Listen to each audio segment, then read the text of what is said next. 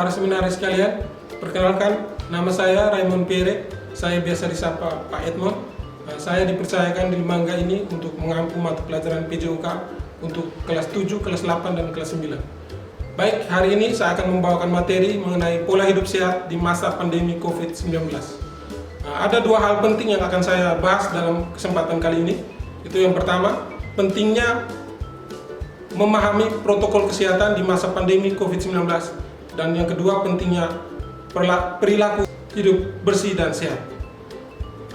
Yang pertama, pentingnya memahami protokol kesehatan di masa pandemi COVID-19. Yang pertama, kita harus tahu dulu apa itu COVID-19.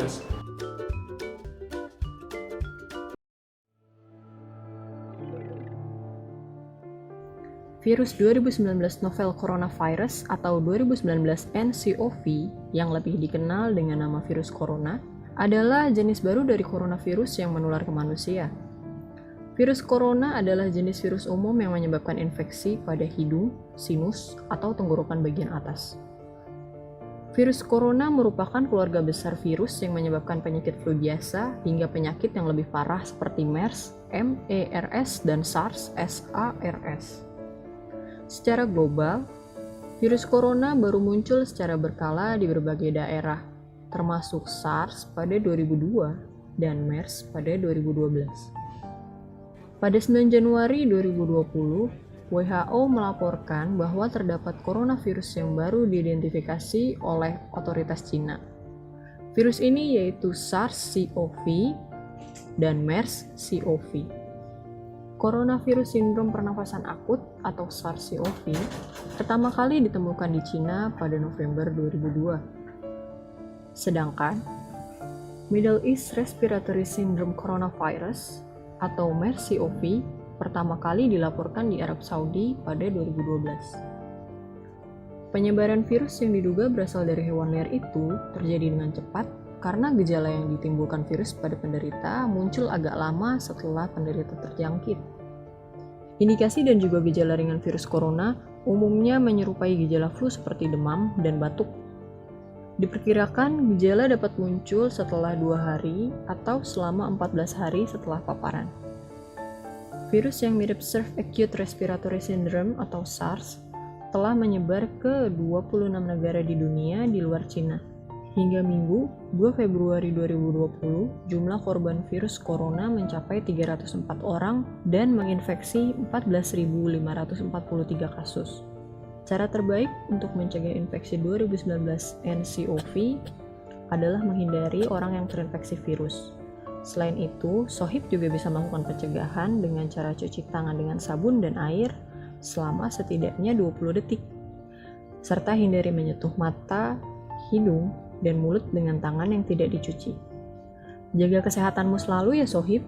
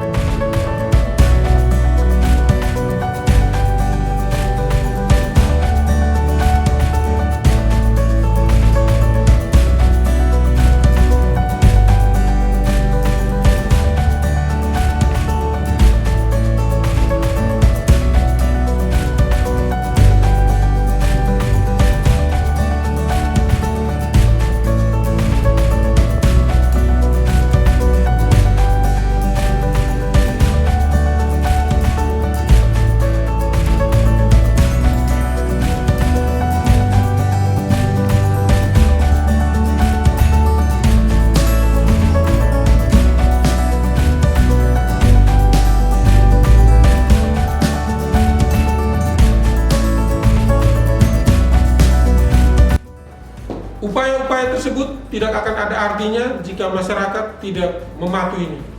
Pandemi ini memang sangat berdampak besar bagi kehidupan masyarakat, terutama berdampak pada perekonomian masyarakat sendiri. Di satu sisi, mereka takut akan tertular virus ini, tetapi di sisi lain, mereka juga tetap harus berjuang untuk dapat menyambung hidup mereka. yaitu dengan bekerja. Yang sudah patuh diam di rumah menyalahkan yang masih keluar di jalan.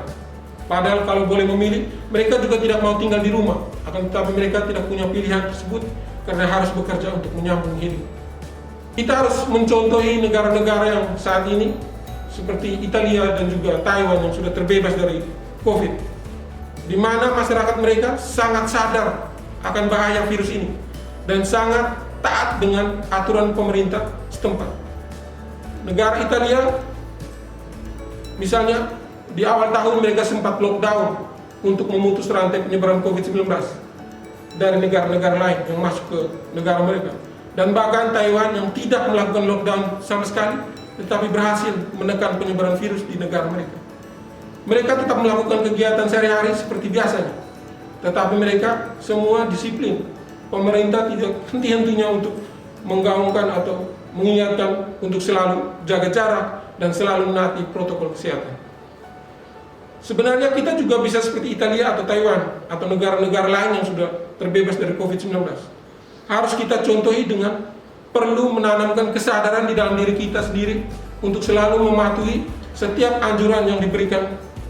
Dan seperti sekarang, entah sampai kapan lagi COVID ini akan bisa berlalu atau bisa berakhir.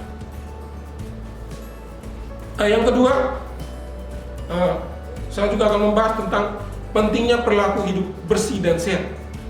Perilaku hidup bersih dan sehat adalah semua perilaku kesehatan yang dilakukan atas kesadaran sehingga anggota keluarga atau keluarga dapat menolong dirinya sendiri di bidang kesehatan dan berperan aktif dalam kegiatan-kegiatan kesehatan di masyarakat. Apa manfaat perilaku hidup sehat, hidup bersih dan sehat? Antara lain, anggota keluarga menjadi sehat dan tidak mudah sakit. Anak yang tumbuh sehat dan cerdas, anggota keluarga giat bekerja, dan masih banyak lagi manfaat lain. Lokasi perilaku hidup bersih dan sehat dapat diterapkan dalam lingkungan keluarga, rumah tangga, sekolah, tempat kerja atau kantor, tempat umum, dan fasilitas pelayanan kesehatan. Sekarang kita membahas pola hidup bersih dan sehat di lingkungan sekolah. Sekolah memperkenalkan dunia kesehatan pada anak-anak di sekolah. Seyogyanya tidak terlalu susah karena pada umumnya tiap sekolah memiliki usaha kesehatan sekolah atau biasa kita sebut dengan UKS. UKS adalah usaha membina dan mengembangkan kebiasaan serta perilaku hidup sehat pada peserta didik usia sekolah yang dilakukan secara menyeluruh dan terpadu.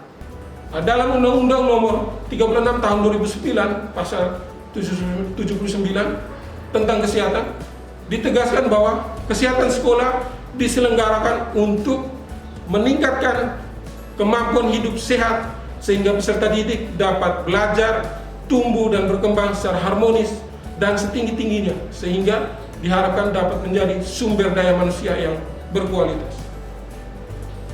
UKS bertujuan untuk meningkatkan mutu pendidikan dan prestasi belajar peserta didik dengan meningkatkan perilaku hidup bersih dan sehat serta derajat kesejahteraan peserta didik dan menciptakan lingkungan yang sehat sehingga memungkinkan pertumbuhan dan perkembangan yang harmonis dan optimal dalam rangka pembentukan manusia Indonesia seutuhnya.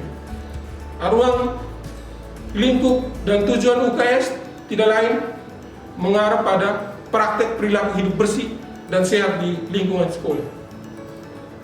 Sekian dan terima kasih atas partisipasi peran aktif kita semua. Semoga ini dapat bermanfaat bagi kehidupan kita selanjutnya. Tuhan Yesus memberkati. Amin.